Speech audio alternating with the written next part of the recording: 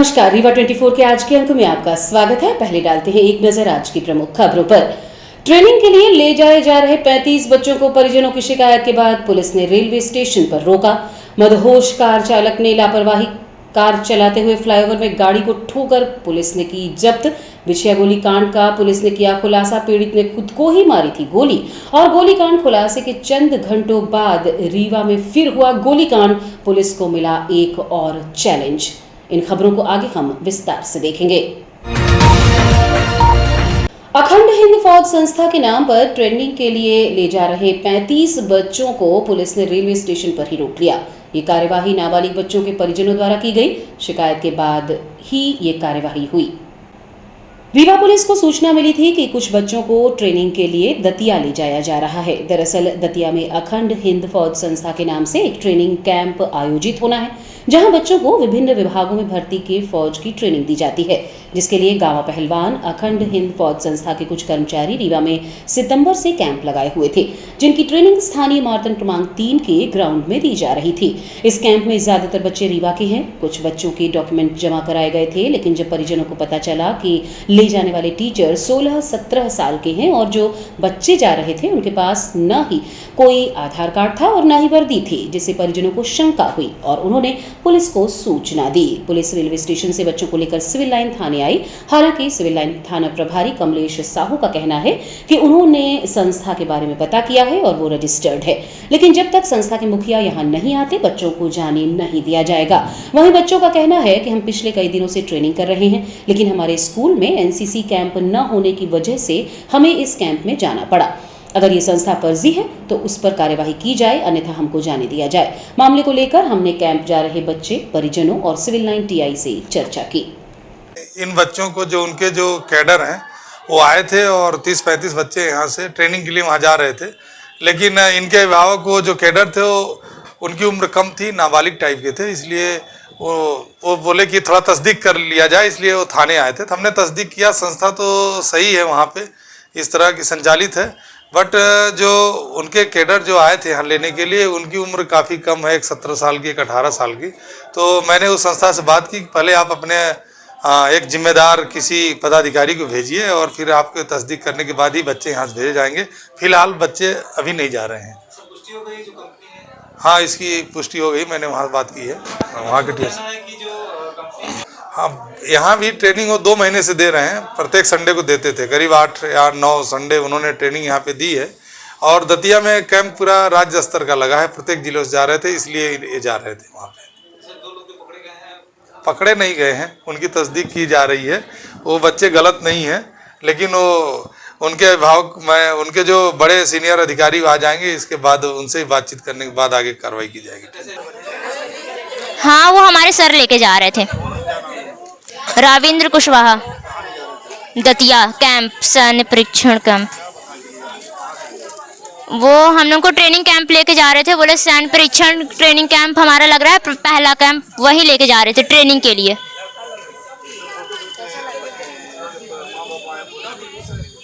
हाँ, इसीलिए यहाँ लेके आया गया है। नहीं सर, अपना सारा प्रूफ लेके आए हैं और वो यहाँ पे दिखा भी रहे हैं। इसके पहले कहाँ लेके गए थे आप लोग? इसके पहले कहीं नहीं लेके गया था, मार्तन 3 स्कूल में परेड कराए गए थे। जैसे कैंप में जा रहे थे तो कहाँ से आपको लौटा दिया गया? रेलवे स्टेशन से। क्या बोले वहाँ के बोले कि तुम्हारी आईडी नहीं है और तुम नाबालिग हो, इसलिए तुमको इतने सारे बच्चों की परमिशन नहीं दी जा सकती और तुम अपने हेड सर को लेके आओ, तभी तुम लोगों को जाने की परमिशन मिलेगी। तो फिर वहाँ से कहाँ गए आप लोग? वहाँ से चुराटा थाना से सिविल लाइन। हाँ, वहाँ के बोले कि तुम लोग सिविल लाइन जाओ, जहाँ ये परेड सिखाते थे मार्तन 3 सिविल लाइन, वहीं जाओ। 35-40 बच्चे। हाँ, ट्रेन से। क्या समस्या है यहाँ सर की पूरी आईडी नहीं है, आईडी है, सर लेके आना भूल गए थे और वो अभी सर यहाँ को दिखा भी रहे हैं। ये एसटीएम के सिग्नेचर करा के हमारे स्कूल आए थे, मार्तन 3 और एसके, हम एसके स्कूल के छात्र हैं। हमारे विद्यालय पे आके इन्होंने, प्राचार्य हमारे छुट्टी पर थे, एक मैम थी प्रीति सिंह मैम, उनसे इन्होंने बताया जो भी है, तो मैम ने हमारी क्या बोला हमसे कि आप दौड़ है आप लोगों की, तो आप यूनिफॉर्म में दौड़ के लिए जा सकते हैं संडे के लिए। जो इच्छुक हैं इसमें भाग लेने के लिए वो जा सकते हैं। तो हम सब दौड़ के लिए गए थे। फिर जो बच्चे सिलेक्ट हुए उन्हें इन्होंने फॉर्म दिया और बोला इन्होंने कि आप अगर 770 रुपये के साथ आप ये फॉर्म जमा कर सकते हैं, ये आपके एडमिशन शुल्क है। तो हम लोगों ने जमा किया। फिर उसके बाद कुछ दिन हम लोगों ने ट्रेनिंग की। 8 सितंबर से हम लोगों का ये चल रहा है। तो फिर हम लोगों ने इसका जो हुआ हम लोगों ने किया। फिर उसके बाद 2100 रुपये इन्होंने हमसे वर्दी की शुल्क ली। तो हम लोगों ने वर्दी की भी शुल्क दी। इन्होंने बताया कि यह अर्धशासकीय है, तो हम लोग कर रहे थे अभी तक। 2100 रुपये वर्दी शुल्क दी। अब ये बोल रहे हैं कि हम अभी कैंप में चलो आप लोग, वर्दी आपको वहाँ दी जाएगी। और 800 रुपये इन्होंने कैंप शुल्क लिया हम लोगों से। दतिया के पास जो सोन गेट है वहाँ पे हम लोगों का कैंप है। ये रावेंद्र कुशवाहा जो 17 वर्षीय है और ममता जी जो कि अभी वह 18 वर्षीय हैं। अखंड हिंद फौज। और मुझे एक चीज़ यह भी कहनी है कि जैसे जीडीसी कॉलेज है वहाँ पे एनसीसी है और मार्तंड 1 मार्तंड 3 यहाँ पे एनसीसी है। तो जिन बच्चों को नहीं मिल पाती और जो बच्चे एनसीसी भी कर रहे हैं वो भी अखंड हिंद फौज में भाग लिया था। तो हमारे विद्यालय एसके स्कूल हो चाहे पीके स्कूल हो, हम एसके स्कूल के छात्र हैं। तो हमारे विद्यालय में एनसीसी नहीं है। अगर ये फ्रॉड है तो अगर ये फ्रॉड है, मैं नहीं कहती कि ये फ्रॉड है, अगर ये फ्रॉड नहीं है तो ठीक है। अगर ये फ्रॉड है तो हमारे विद्यालय में एनसीसी नहीं है, इस कारण से हम लोग इस फ्रॉड में फंसे हैं। अगर एनसीसी नहीं है तो हमारा। मेरा नाम शीतल पुरवार है जी। मेरा भी बेटा है 9th क्लास में पढ़ता है सनराइज एकेडमी में, जो कि AHF का स्टूडेंट है। 2 महीनों से लेकर वो जा रहा था ट्रेनिंग के लिए। अचानक इन लोगों ने ये प्रोग्रामिंग फिक्स किया कि हम लोग को ट्रेनिंग लेने के लिए बच्चों को आगे बढ़ाने के लिए दतिया कैंप में 10 दिनों के लिए लेकर जाना चाहिए। लेकिन जब हम रेलवे स्टेशन पहुंचे तब हमने वहाँ का माहौल देखा कि बच्चों के गले में ना तो आइडेंटिटी कार्ड है कोई, और जो वहाँ के ट्रेनर है उनकी वो प्रॉपर यूनिफॉर्म में नहीं है, सिविल ड्रेस में है। तो बच्चे हमारे जा रहे हैं, उनके पास में कोई कार्ड नहीं है, प्रॉपर ड्रेस नहीं है, तो हम उनको कैसे भेजें। इसी शंका के बेस पर हमने उन्हें चौराठा थाना ले गए। वहाँ पर जब हमारी दर्ज नहीं की गई रिपोर्ट तब हम यहाँ सिविल लाइन थाने आए और यही चाहते हैं कि हमारे बच्चों की कोई डिमांड, इनके पास कोई प्रूफ है या नहीं है, ये सही है गलत, ये आप जांच कीजिए। जी हाँ, उन्होंने कहा कि हम दतिया कैंप में बच्चों को ले जा रहे हैं, लेकिन उनके पास खुद ही हमें कोई प्रूफ नहीं नजर आ रहा। वो खुद नाबालिग है, आप देख सकते हैं, दोनों की एज 17 साल की है। नहीं, हम भेजना नहीं चाहते। अगर ये सही है तो वो नेक्स्ट संडे ले जाए, लेकिन हमको ये चाहिए कि हमारे बच्चों को आइडेंटिटी कार्ड चाहिए वहाँ से, कि हमारे बच्चे यहाँ से इतने दिन कैंप में जा रहे हैं। वहाँ किसी मेजर सर जो ट्रेनिंग देते हैं उनका भी कोई रिपोर्ट चाहिए कि हाँ हम अपने बच्चों को ट्रेनिंग के लिए लेकर यहाँ से जा रहे हैं, है ना। कोई प्रूफ नहीं है। हमको ये बताया कि AHF में बच्चों को ट्रेनिंग दी जाएगी जिसके अंदर डिफरेंट टाइप के जो है RPF है और MRP वाले जितने भी होते हैं सैन्य वगैरह, उसमें आर्मी में तुम्हारे बच्चों का एडमिशन वहाँ पे हो जाएंगे। ये ट्रेनिंग बेस के ऊपर, इस ट्रेनिंग का आपको 2 साल तक की ट्रेनिंग आपको बच्चों को देना पड़ेगा। ये अभी स्टार्टिंग है। जी हाँ, जी हाँ। सर ने कहा है कि सारे बच्चों की लिस्ट आप ले लीजिए, मोबाइल नंबर लिख कर दे दीजिए। मोबाइल नंबर लिख कर देने के बाद में अगर इनके प्रूफ सारे मिल जाते कि ये सही है तो फिर आगे जाकर इनको नेक्स्ट संडे भेजा जाएगा। ट्रेनर सर यहीं पर है, वो सारे प्रूफ जुटा रहे हैं। उनका शायद सर्वर डाउन है नेटवर्क नहीं मिल रहा है, वो जानते हैं। जी जी, दोनों भी सर नाबालिग है, आप देखिएगा। जी जी, इसलिए सारे पेरेंट्स ये चाहते हैं कि हम इनके साथ नहीं भेज के जो मेन वहाँ के ट्रेनर होंगे वो खुद आए।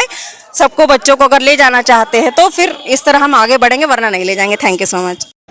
मदहोश कार चालक ने लापरवाही पूर्वक गाड़ी चलाते हुए फ्लाईओवर में जाकर गाड़ी को ठोक दिया, जिसके बाद सिविल लाइन पुलिस ने कार को जब्त कर चालक को सिविल लाइन थाने भेज दिया है। रीवा के सिरमौर चौराहा फ्लाईओवर में उस समय भगदड़ मच गई जब तेज रफ्तार कार लोगों को सामने नजर आई। कार को देखकर फ्लाईओवर से लोग भागने लगे।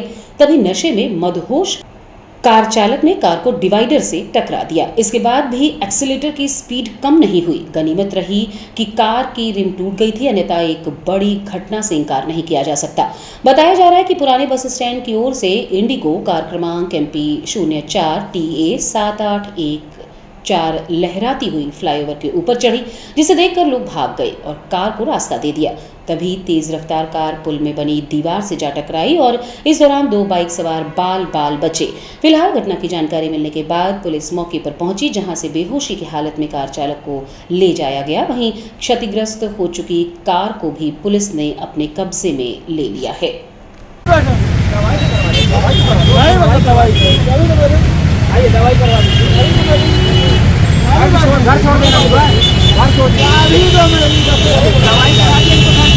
नहीं दवाई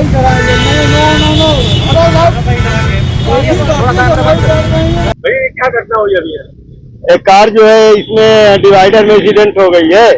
हमको सूचना मिली ट्रैफिक थाना यातायात से, जो ब्रिज के ऊपर एक्सीडेंट हो गया है, उसको उठाना है, तो हमने आया इसको उठाने के लिए। 4 व्हीलर है, काफी नशे में दिखाई दे रहा है जो आदमी। अब नशे में है क्या है हमें नहीं पता। सिविल लाइन थाना यातायात को शिकायत की है, यातायात हमें भेजा गया है, तो हमने उठाने आया क्रेन लेकर। तो जो गाड़ी चला रहा था उसको पुलिस ले गई है? हाँ, उसको सिविल लाइन थाना ले गई है। अमैया है कि सिविल लाइन? अमैया थाना ले गई।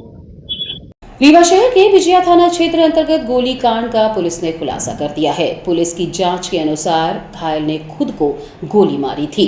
पुलिस ने हर पहलू की जांच की। इस दौरान घायल ने बताया कि उसने पिस्तौल को नाली में फेंक दिया। पूरे मामले का खुलासा करते हुए पत्रकार वार्ता के दौरान एडिशनल एसपी अनिल सोनकर ने क्या बताया, जानने के लिए आपको सीधे लिए चलते हैं पत्रकार वार्ता में। जब घर से बाहर अपने मामा जी के यहाँ जा रहे थे, जो बगल में ही रहते हैं, तो उनको किसी ने गोली मार दी, जिनका उनने बताया कि गाड़ी रोक करके गाड़ी से आए और रुका, और 3 व्यक्ति थे और उन्होंने 2 ने फायर किया और 1 ने गाली गलौज की और जान से मारने की धमकी दी। इस सूचना पर तत्काल पुलिस हॉस्पिटल पहुंची और उनसे 0 पर अपराध पंजीबद्ध करके जो आरोपी थे उनकी तलाश की गई। आरोपी जो है सब अपने गंतव्य स्थानों पे मिले, और इस घटना की जब तस्दीक की गई और एविडेंस कलेक्ट किए गए, तो ये पाया गया कि सभी आरोपी जो तीनों थे, उनके उपस्थिति किसी वक्त घटना अन्य स्थानों पे थी। इससे जो है घटना संदिग्ध प्रतीत हुआ। आरोपी से पीड़ित से पुनः पूछताछ की गई, जो अस्पताल में एडमिट था। उसके पेट में बिल्कुल सबसे लास्ट कमर के ऊपर किनारे गोली लगने का निशान था, जो गोली लग करके दूसरी तरफ से बाहर चली गई थी। वहाँ पे स्पॉट पे जो है सर्चिंग कराई गई, वहाँ कोई ऐसा एविडेंस उपलब्ध नहीं था। बाद में सीसीटीवी वगैरह देखे गए, खंगारे गए, कोई ऐसी गाड़ी उस समय वक्त घटना में वहाँ से गुजरना नहीं पाया गया, ना ही किसी संदिग्ध व्यक्ति का वहाँ से आना जाना पाया गया। लगातार पुलिस ने अपने सूत्रों से और विवेचना से ये पाया कि जो विक्टिम है, जिसको गोली लगी है, वो अपने घर से कुछ देर पहले जो है अपनी गाड़ी लेके आता है और उसमें से एक पिस्टल जैसी चीज़ जो है दिखाई देती है। तब संदेह होने पर उससे गहन पूछताछ करने पर उसने कहा कि उसने स्वयं सेल्फ इन्फेक्टेड इंजरी है और उसने उस हथियार को वहाँ फेंक दिया है नाली में। अस्पताल से डॉक्टरों से राय पर उसको जो है स्पॉट पर रिकवरी के लिए ले जाया गया, क्योंकि वहाँ नाली और झाड़ियाँ बहुत हैं, तो रिकवरी में सफलता नहीं मिल पाई। कल पुनः आग्रह किया गया था, चूँकि उसको चोट है इसलिए अस्पताल में वो उपचारार्थ हैं।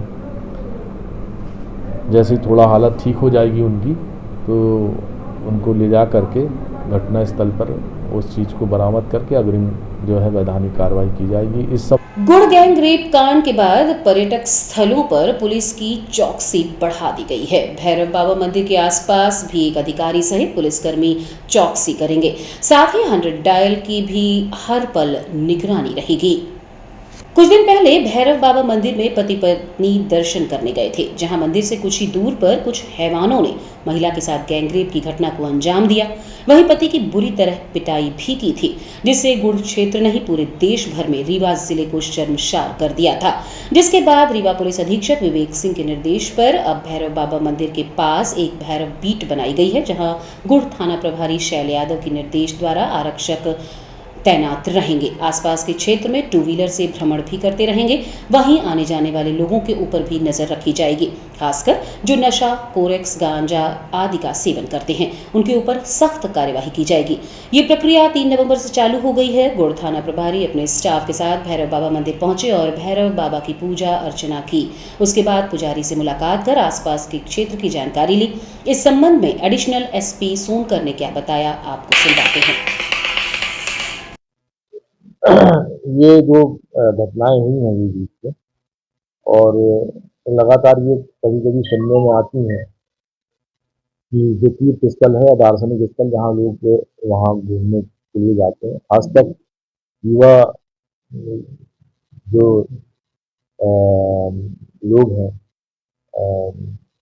स्त्री पुरुष, ये लोग भी वहाँ भ्रमण में जाते हैं। कुछ लोग जो है अपने सीमाओं से आगे निकल जाते हैं जहाँ निर्जन और एकांत स्थल होता है, और वहाँ पे क्योंकि पुलिस की पहुंच नहीं रहती, इसलिए जो आशाजवादी तत्व हैं या आसपास के लोग जो शरारती किस्म के लोग हैं वो इस घात में बैठते हैं कि ऐसा कोई मिले तो उनसे वो जो है अपना कुछ लाभ ले सकें। तो ऐसी संभावना के सारे स्थलों पर एक समीक्षा की गई है और संबंधित थानों को एक बीट के रूप में फिलहाल जो बल की उपलब्ध व्यवस्था है उसके अनुसार एक बीट बनाया गया है। इस बीट में सबको प्रभारी नियुक्त किया गया है, जिनकी ड्यूटी होगी कि वो औचक निरीक्षण करते रहें और ऐसे लोग जो असामाजिक हैं या जो अवसर का लाभ लेकर के किसी को परेशान या तंग करने की संभावना है, ऐसे लोगों पर कार्रवाई करें। सीधी जिले के सुखवारी में दीपावली की रात एक युवक की आखिरी रात बन गई, जहां देर रात चल रही पार्टी के बाद युवक की जान चली गई। घटना को लेकर मृतक युवक की मां ने तो बताया गया कि उसका बेटा कोल्हापुर में अपने दोस्तों के साथ काम किया करता था। दीपावली से 4 दिन पहले अपने गांव आया था, जहां शराब पार्टी की थी। दोस्तों ने रात भर शराब पी, इसके बाद उसकी तबीयत बिगड़ गई, जिसे लेकर अस्पताल गए, जहां रास्ते में बाइक का एक्सीडेंट हो गया, जिसे लेकर सीधी से रीवा इलाज के लिए आज पहुंचे, लेकिन इलाज के दौरान उसकी मौत हो गई। मृतक की मां ने बताया कि 6 बहनों में से एक भाई था। पीड़ित मां ने उसके दोस्तों पर ही हत्या करने का आरोप लगाया है। क्या तो बच्चा मतलब खत्म हुआ? हमारा बच्चा एक ही लड़का है, क्या कहते थे? वो कोल्हापुर में काम करत रहे। ये घटना क्या हुई है? घटना साहेब कोलन के संगे बाहर गए, वो ले गए साथ लाए न। जब दीपावली के रोज आए तो लड़का ये पता पाए आगे वो लोग आए हैं लल्ला कोल, अब हमारा लड़का का तीसरे चौथे रोज आया तक 2 बजे दिन सीधी से वेट करके आए हैं, तो पीछे लगे रहेंगे। फिर 2 बजे दिन से हमारा लड़का पीछे में 9 बजे रात हमारे घर पहुंचाए सीधी से ही मार पियाए खवाए के दूध तक करे रही नहीं।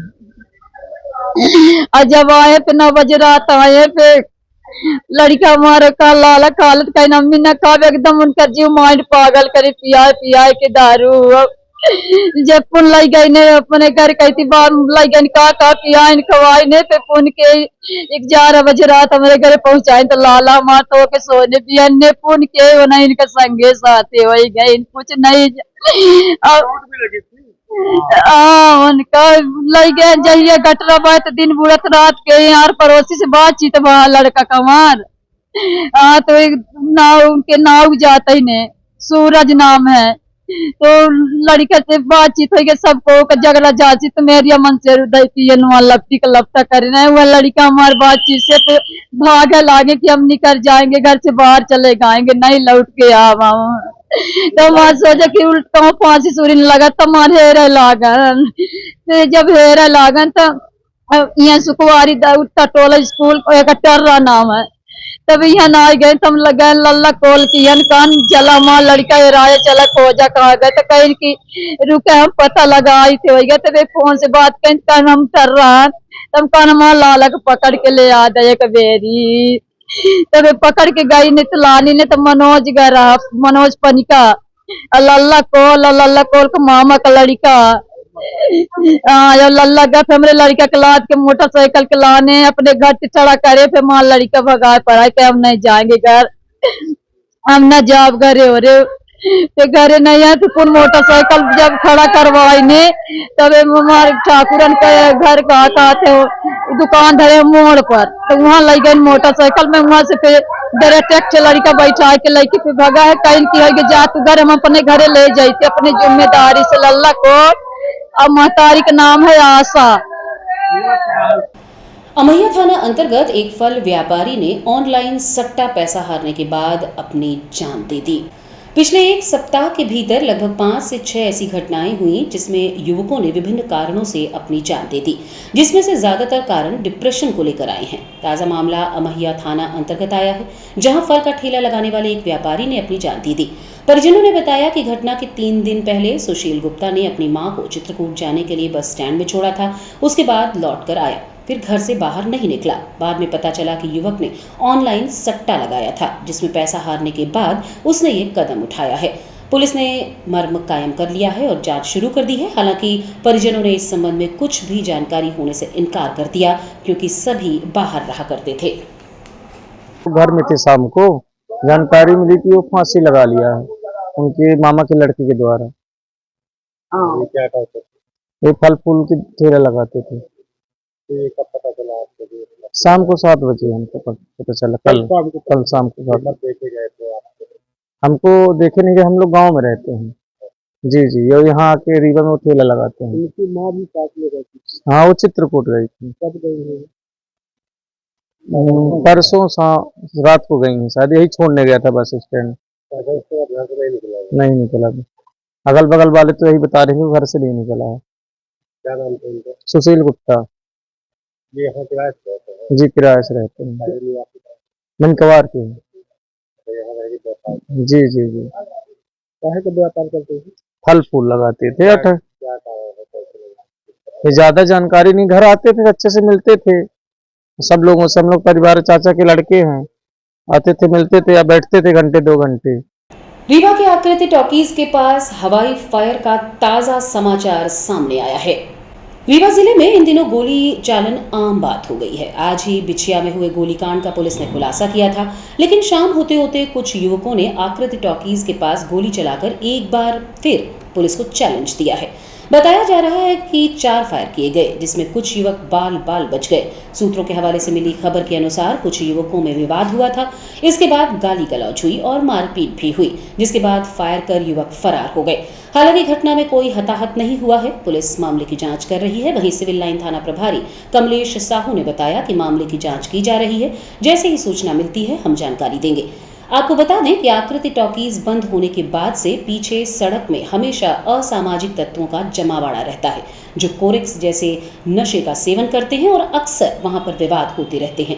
पहले यहां लोगों की आवाजाही बनी रहती थी, जिससे इस तरह की घटनाएं कम हो पाती थी, लेकिन जब से ये एरिया एकांतमय हो गया है तो इस तरह की घटनाएं ज्यादा होने लगी हैं।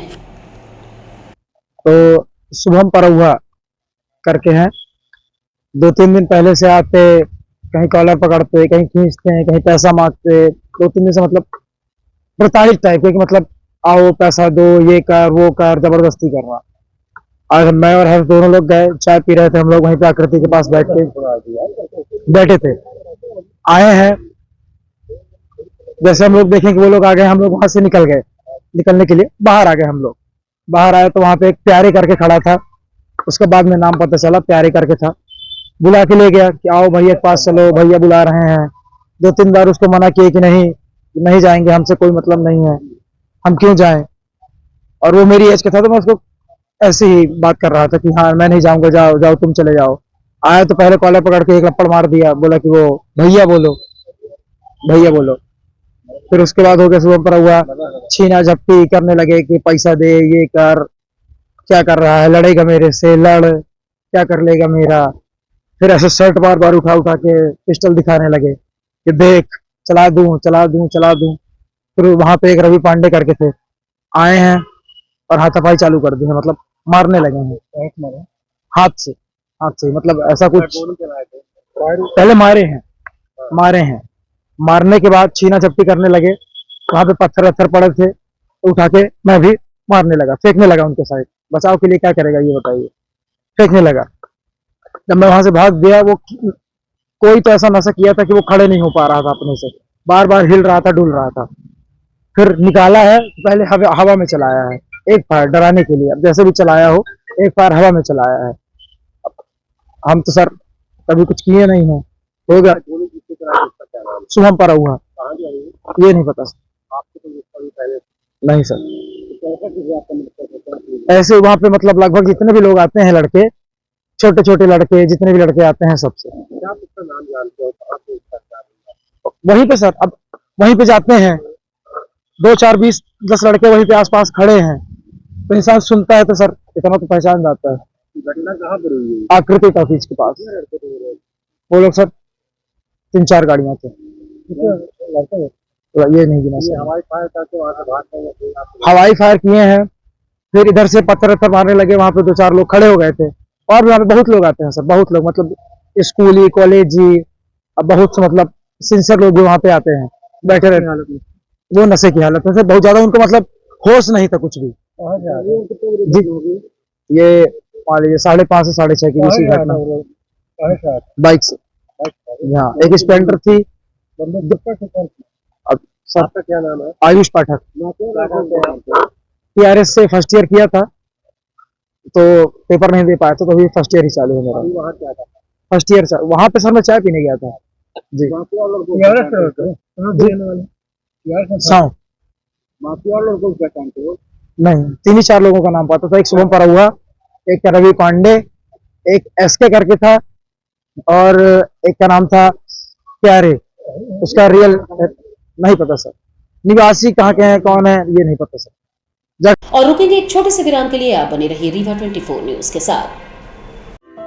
हड्डी जोड़ एवं रीढ़ रोग तथा स्त्री रोग एवं प्रसूति रोग का इलाज एक ही छत के नीचे।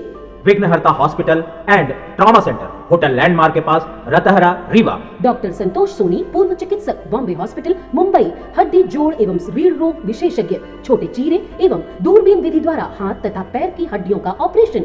गठियाबात, जटिल एवं बिगड़े हुए फ्रैक्चर का बेहतर इलाज करते हैं डॉक्टर संतोष सोनी। विघ्नहर्ता हॉस्पिटल ट्रॉमा सेंटर में ही स्त्री एवं प्रसूत रोग विशेषज्ञ डॉक्टर शैलजा सोनी भी उपलब्ध हैं, जिनकी देखरेख में नॉर्मल डिलीवरी, सिजेरियन ऑपरेशन एवं बच्चेदानी से संबंधित ऑपरेशन की बेहतर सुविधा। संतानहीन दंपत्ति तत्काल संपर्क करें।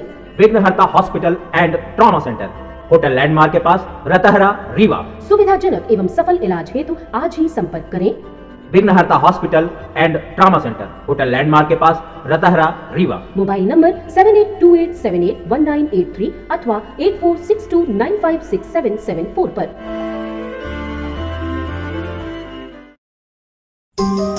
Pentium point group of institutions BCI, PCI, AICTE नई दिल्ली व उच्च शिक्षा मध्य प्रदेश शासन द्वारा मान्यता प्राप्त तथा APSU रीवा और RGPV भोपाल से संबद्ध Pentium point group of institutions. हमारे यहाँ नियमित पाठ्यक्रमों में law courses, BA LLB, LLB, LLM, BCom LLB, BBA LLB, management courses, MBA, IT, finance, marketing, HR, BBA, pharmacy courses, D pharmacy, B pharmacy. Pharmacy के अलावा BA all group, BBA, BCA, BCom, BSc, CS, PCM, BSc CBZ, BSc biotech, MSc physics, chemistry, computer science व biotech, MA history, sociology, economics, MCom, MSW, PGDCA उपलब्ध हैं। सन 2002 से लगातार आपकी सेवा में तत्पर Pentium point group of institutions. हमारे यहाँ उपलब्ध सुविधाएं: high tech infrastructure, highly qualified and experienced faculties, free bus facility for separate boys and girls, 500 computers with high-tech computer lab, AC auditorium, research level biotech lab, free e-library and e-journals। तो हमारा पता याद रखें। हमारा हेड ऑफिस है 24 हेडगेवार नगर, college चौक, रीवा। हमारे college campus हैं Karahiya Simaria road, Rewa और हरदी सिमरिया रोड, रीवा। अधिक जानकारी के लिए हमें इन नंबर्स पर संपर्क करें। अपने बच्चों के उज्जवल भविष्य के लिए संपर्क करें Pentium point group of institutions. Evoke Homes की तरफ से T10 प्रीमियर लीग का फाइनल मैच खेला गया, जिसमें विजेता टीम को 75,000 रुपए और रनर टीम को 50,000 रुपए की राशि प्रदान की गई। हर साल की तरह इस साल भी इवोक होम्स की तरफ से T10 प्रीमियर लीग का फाइनल मैच खेला गया। ये बताया गया कि इस साल प्रीमियर लीग का आयोजन 19 अक्टूबर से शुरू हुआ था, लेकिन बीच में दीपावली के चलते फाइनल नहीं हो सका, जिसका आयोजन आज किया गया, जिसमें योद्धा बाहुबली ने विजय हासिल की, जिसे इवोक होम्स के मालिक प्रखर प्रताप सिंह की ओर से 75,000 रुपए प्रदान किए गए। वहीं रनर टीम VK वॉरियर्स को 50,000 रुपए का इनाम दिया गया। और आयोजकों का बहुत ही अच्छा प्रयास है और एक टूर्नामेंट बहाना है और क्रिकेट एक माध्यम है जिससे हमें यूथ की जो एनर्जी है उसको चैनलाइज करना है और अच्छी जगह उपयोग करना है, क्योंकि पढ़ लिख के सर्वाइवल करना बहुत ही ज़रूरी है, मगर ज़िंदगी जीने के लिए खेल कूद भी होना बहुत ज़रूरी है। अंग्रेजी में एक कहावत है कि all work no play makes Jack the dull boy. उसका मतलब यही है कि अगर काम करते रहेंगे बिना ब्रेक के लिए तो आप ऊब जाएंगे और उबाऊ हो जाएंगे, तो उसका बहुत ध्यान रखना चाहिए। इसीलिए खेल कूद बहुत अच्छा है और ये सफल टूर्नामेंट है। देखिए, नशा को रोकने के लिए तो सबसे पहले प्रशासन की बहुत ज़्यादा मदद लगेगी और हमारे एजुकेशन सिस्टम की, जहाँ पे कम उम्र से ही हम युवाओं को एक अच्छी दिशा दें, और साथ ही साथ हमारे ऐसे टूर्नामेंट्स के आयोजन जहाँ पे खेल को बढ़ावा दिया जाए, जहाँ पे जब शरीर स्वस्थ रहता है और जो स्वस्थ शरीर जैसा मतलब डिस्प्ले करता है एक स्वस्थ शरीर, वो जब करने लगता है और एक यूथ समझ जाता है तो ऑटोमेटिकली उसकी जो दिशा है, उसकी विचारधारा है, वो बदल जाती है और नशे की तरफ नहीं जाएगी। जैसा कि मैं आपको बताना चाहूँगा कि ये T10 प्रीमियर लीग हर साल की तरह इस साल भी आयोजन कराया गया है। ये इसलिए कराया गया है कि बच्चे नशे और नशों से दूर रहें और खेल की भावनाओं में ग्राउंड में जुटे रहें, और इससे इन लोगों का जो जोश है वो बढ़े युवाओं का। इसलिए हम लोग हर साल ये टूर्नामेंट कराते हैं T10 प्रीमियर लीग के नाम से।